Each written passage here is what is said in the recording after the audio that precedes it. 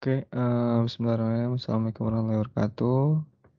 Di sini kita akan mempelajari operasi simetri.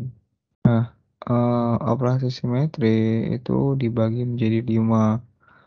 Ada operasi identitas, rotasi, refleksi, inversi, dan juga important rotasi, improper rotasi. Baik, eee, apa itu operasi identitas? Operasi identitas itu seperti operasi yang tidak melakukan apa-apa atau er operasi ini adalah operasi paling sederhana. Secara matematis, seperti mengalihkan dengan angka 1. Semua molekul memiliki, E. Jadi ketika semisal C, se semisal, seperti molekul ini memiliki satu operasi identitas.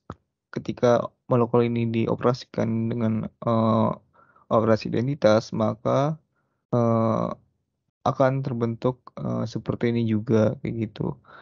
Kemudian, selanjutnya ada operasi rotasi.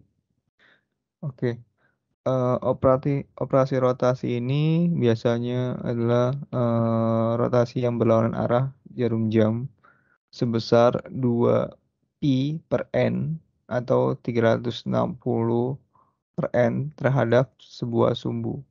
Kemudian sumbu rotasi dengan n terbesar disebut order tertinggi atau sumbu utama. Dan di sini ada, eee, ilustrasi yang mana ada kepingan, salju. Nah, beberapa objek memiliki rotasi tegak lurus dengan sumbu utama. Lalu objek dengan sumbu Cn harus memiliki, 0 atau n, eee, pada sumbu C2 yang tegak lurus. Nah, mungkin kita lihat saja untuk, visualisasinya. Ini adalah visualisasi untuk, Cn atau rotasi. Teman-teman semua, bagaimana bisa mendapatkan sumbu C2 atau sumbu utamanya? Ya, teman-teman bisa dilihat aja, pertengahan dari ini, dari 2 molekul ini. Nah, itu ditarik, satu buah sumbu secara tegak lurus dan teman-teman bisa menentukan, biasanya disimbolkan dengan, huruf Z dan teman-teman bisa menggunakan, eee, kaidah tan kanan untuk menentukan X dan Y-nya. Nah, di sini, bisa teman-teman lihat rotasi atau perputaran. Nah, ini adalah perputaran putarannya berapa? C2. C2 berarti bagaimana? Yaitu 360 dibagi N. Kalau 2 berarti kan 360 dibagi 2, 180 derajat. Berarti 180 derajat yang titik ini akan berpindah ke titik ini, seperti itu. Dan seperti itu juga untuk, C3, C6 dan sebagainya. Itu 360 dibagi 3 dan, hasilnya dipindahkan sejauh, eee, rotasi itu.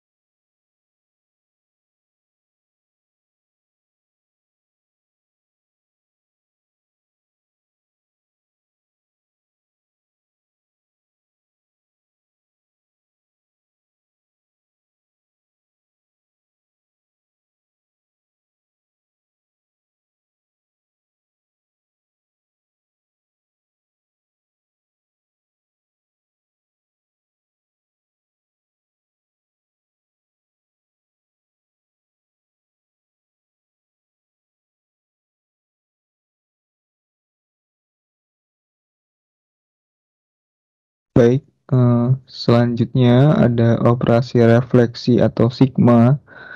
Operasi pencerminan ini adalah operasi internal dalam suatu molekul melalui bidang simetri dalam objeknya. Nah, refleksi ini dibagi menjadi tiga, yaitu refleksi atau pencerminan horizontal, refleksi vertikal, dan juga refleksi dihedral. Nah, untuk operasi horizontal itu tegak lurus terhadap sumbu utama. Ini sumbu utama ya teman-teman. Nah, selanjutnya ada sigma V.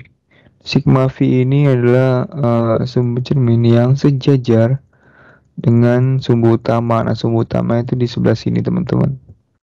Kemudian ada yang terakhir, ada sigma D atau refleksi dihedral. Nah, refleksi dihedral ini sama halnya seperti sigma V, hanya saja perbedaannya adalah di hydral ini ada dua bidang cermin yang membagi.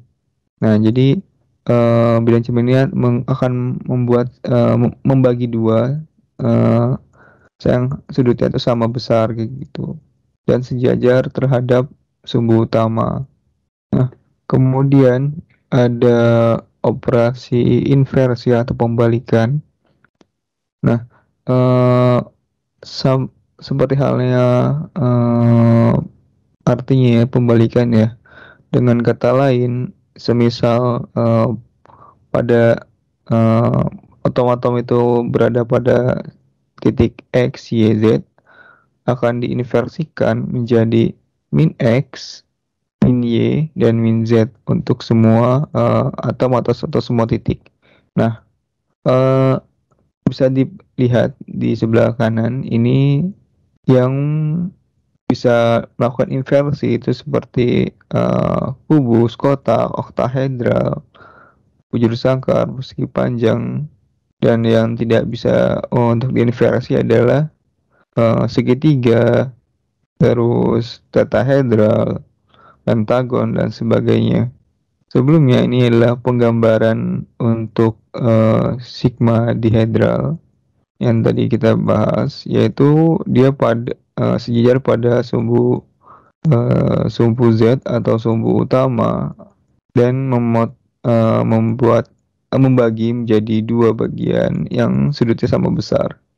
Nah, kemudian uh, untuk inversi, nah ini teman-teman inversi ini kita permisalkan adalah A, yang ini B. Ketika kita lihat A akan berubah menjadi B, mohon maaf, A akan berpindah ke posisi B dan B akan berpindah ke posisi A dan seterusnya sebagainya yang seperti kebalikannya gitu teman-teman. Kemudian yang terakhir ada improper rotasi atau bisa disingkat sebagai SN. Nah, ini rotasi yang diikuti dengan refleksi tegak lurus. Nah, jadi refleksi ini rotasi ini diikuti oleh refleksi. Jadi setelah dirotasi, posisi molekul itu akan direfleksikan atau dicerminkan. Nah, seperti yang teman-teman lihat di sini ya. Ini ada H1, H2, sebagainya. Nah, atau yang di bawahnya bisa dilihat. Jadi ketika sudah di ketika sudah dirotasikan, ini ada C4 360 sekitar 90 derajat. Nah, ini nanti yang H2 di sini akan pindah ke H sini. Nah, kemudian akan H, maka yang horizontal seperti teman-teman. Nah, jadi akan berpindah dan dari sini akan berpindah ke bawah dan yang sini H3 ini akan pindah ke atas seperti ini teman-teman hasilnya. Atau seperti ini teman-teman. Ketika diputar C4, nah dia ini akan berotasi sekitar 90 derajat dan kemudian direfleksikan. Nah, hasilnya seperti ini. Nah, mungkin kita lihat saja untuk pengilustrasiannya. Ini ada ilustrasinya. Nah, lihat teman-teman ya. Di sini ada sumbu utama dan sini ada rotasinya. Kita lihat seperti ini aja ya. Nah, setelah posisinya berotasi akan direfleksikan, akan dicerminkan seperti teman-teman. Nah, mungkin sekian yang bisa saya jelaskan untuk operasi simetri.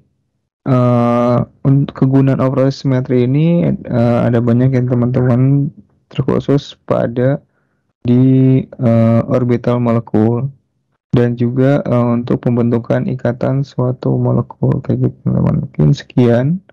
Wassalamualaikum warahmatullahi wabarakatuh.